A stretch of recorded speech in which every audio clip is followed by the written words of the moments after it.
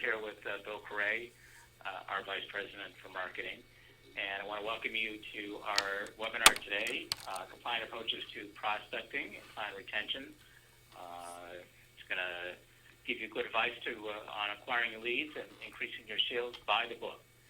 And Bill, could you advance so I can tell you what's on the agenda today? So we're going to discuss prospecting new to Medicare clients, those turning 65. Those are new to Medicare, prospecting for SNPs and DSNPs, creating an action plan to reach out to your current book of business, educational meetings, takeaway, questions, and contact info. And let's get into it. Okay, let's discuss prospecting for people new to Medicare.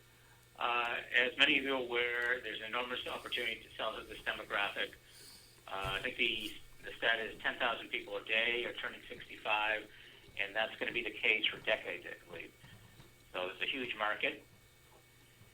Though Medicare marketing guidelines prohibit you from cold calling people who are aging in, you can initiate contact with them by mail. There are several lead programs available to you to sell compliantly, and we set up programs for free leads. We also have a lead gen portal to help you generate leads.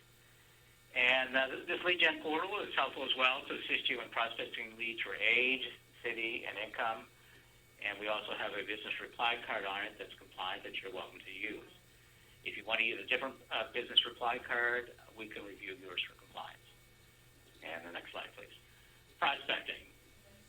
Besides mailers, you should consider having your agency consider volunteering at community events to increase your profile in the community. I don't think I have to give you any suggestions on community events and volunteering. I think you're well versed in knowing what's available. I just want to point out that if you are promoting Medicare plans to a Medicare beneficiary, that beneficiary must initiate contact with you. We can also help you design compliant marketing pieces. Our marketing department will design them. I'll review them for compliance. And just recently, as of a month ago, we reorganized our company into sales regions to help you sell. And let's proceed. SNP and DSNP prospecting. Since SNP and DSNP eligibles qualify for a rolling enrollment, it's a good opportunity to sell to this group. Lead companies and lead programs can help you identify this demographic. Educational meetings are a great opportunity to find leads for DSNP and SNP. People qualify for those plans. And the carriers themselves offer marketing resources to help you to market to this group. I just want to point out that some agents, in our experience, are reluctant to sell to DSNP and SNP beneficiaries. It can be a challenging sales opportunity, but it's challenging for a couple of reasons. One, it may be difficult to locate those who are eligible for DSNP plans. And two, unfortunately, there's a problem that DSNP members, because of their health and other issues, there's a problem with them disenrolling quickly. But we can help you address those problems and help you retain clients, DSNP clients, as well as SNP clients. And next slide, please. Okay, here's an opportunity that you should be well versed in already, and that's reaching out to your current clients. And I mean, I don't really have to say this, but this can pay. I'll say it anyway. It can pay big dividends. And some of you may feel hampered in doing this because of CMS regulations, but the simple fact is you can reach out to your current book of business. You're permitted to check in with your MAPD and PDP book of business to review their plan. And this regular communication with your book of business can produce leads for clients who experience life changes, and those life changes will qualify them for an SEP, for instance, if they're moving or they're leaving their employer-sponsored health plan. And remember, you can market non-Medicare insurance products to your book of business. And during the AEP and AEP marketing period, You can initiate calls to your clients about changes to their Medicare, their Advantage plans, and their drug plans, and point out what other plans are available to them for the subsequent year. And let's proceed. Now let's talk about educational meetings. Educational meetings are the best way to prospect for leads, and it's a relatively easy thing to do. You don't have to plan. As long as you don't present plan-specific information, you essentially meet compliance requirements. You're not required to register these events with CMS. Moreover, you're not required to use a pre-approved sales script or educational script for that matter. And by clarifying Medicare options, and we all know that when somebody turns 65 or becomes eligible for Medicare, they're faced with several difficult choices, and they're faced with an overwhelming flood of information that they can't easily process.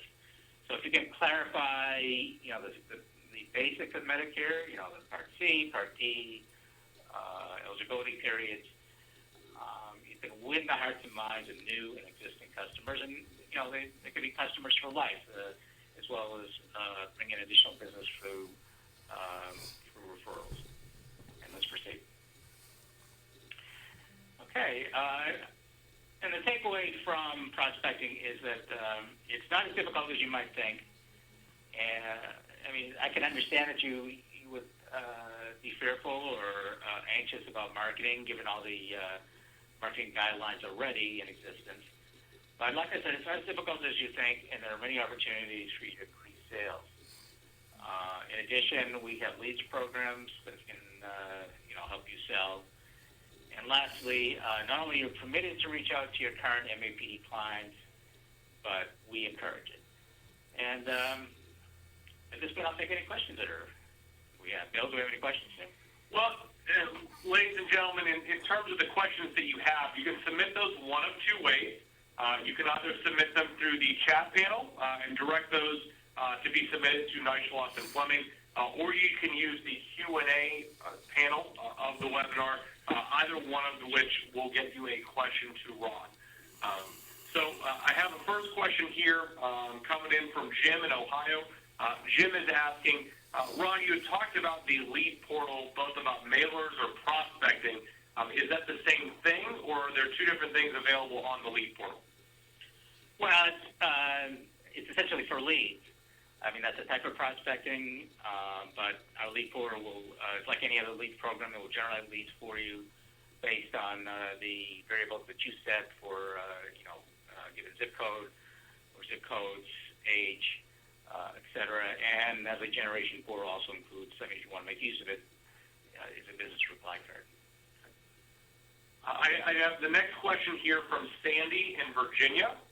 Sandy is asking, in reference to contacting your existing clients about non-Medicare programs, can I contact them in whatever way or fashion I want? Are there rules around those contacts, or because it's a non-Medicare program, I'm not required to follow any CMS guidelines? You are required to follow CMS guidelines.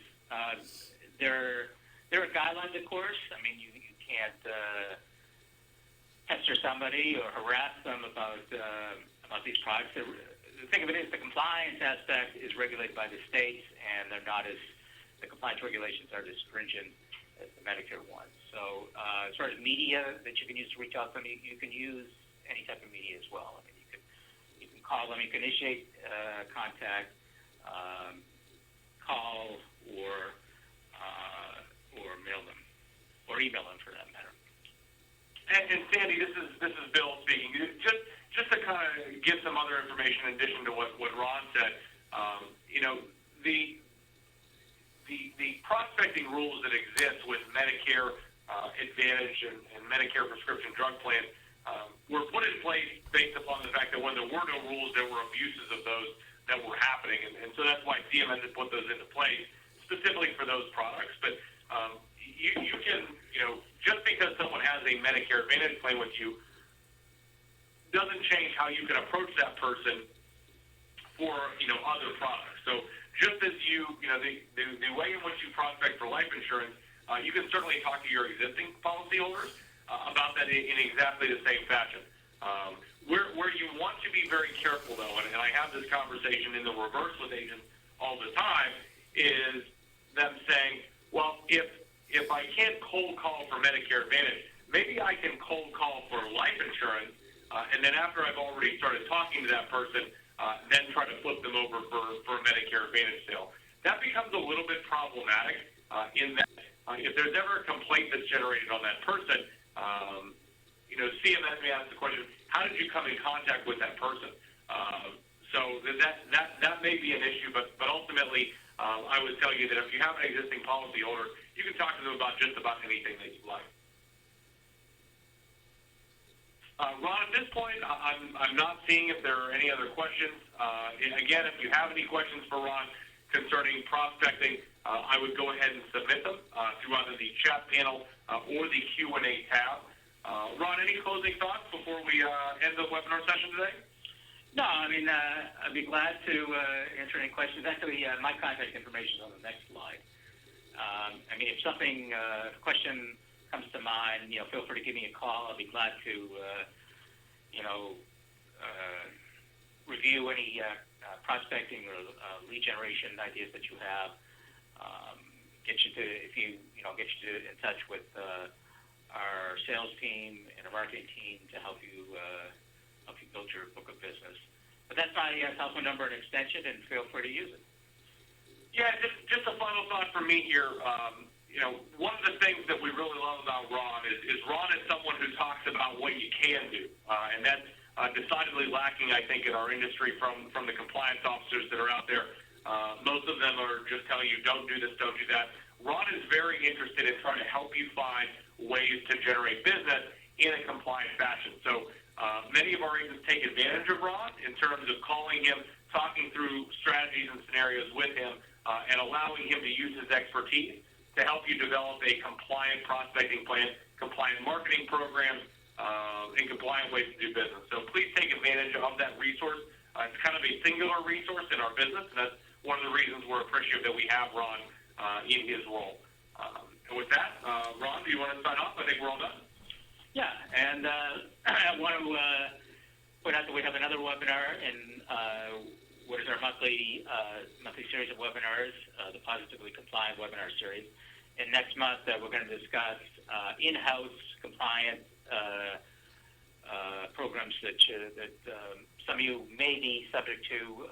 Some of you who have employees who deal with Medicare products, you are required to provide certain compliance trainings and other compliance obligations to those employees. And that webinar will be next month, same day of the month, March 13th. And look forward to your attendance, and stay warm.